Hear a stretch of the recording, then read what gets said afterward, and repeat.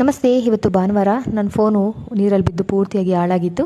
ಹಾಗಾಗಿ ಮನೆಯವ್ರ ಫೋನಲ್ಲಿ ಇವತ್ತು ಈ ಒಂದು ವಿಡಿಯೋನ ರೆಕಾರ್ಡ್ ಮಾಡ್ತಾ ಇದ್ದಾನೆ ನನ್ನ ಮಗ. ಇಲ್ಲಿ ನಾನು ಚಟ್ನಿ ಮಾಡೋಣ ಅಂತ ಅಂದ್ಕೊಂಡೆ. ಹಂಗಾಗಿ ತೆಂಗಿನಕಾಯಿ ಇರಲಿಲ್ಲ, ತೆಂಗಿನಕಾಯಿ ಸುಲ್ಕೊಳ್ಳೋಣ ಅಂತ ಅಂದ್ಬಿಟ್ಟು ಸುಲ್ಕೋತಾ ಇದ್ದೀನಿ. ಇವಾಗ ನಂತರ ಚಿಬ್ಲಿ ಇಡ್ಲಿ ಮಾಡೋಣ ಅಂತ. ಚಿಬ್ಲಿ ಇಡ್ಲಿ ಅಂದ ತಕ್ಷಣ ನಂಗೆ ಒಂದು ನೆನಪಾಗುತ್ತೆ. ನಮ್ಮ ಅಜ್ಜಿ ದೊಡ್ಡ ಒಂದು ಪಾತ್ರೆಯಲ್ಲಿ ಚಿಬ್ಲಿ ಇಡ್ಲಿನ ಮಾಡ್ತಿದ್ರು ಆಗಿನ ಒಂದು ಇದರಲ್ಲಿ.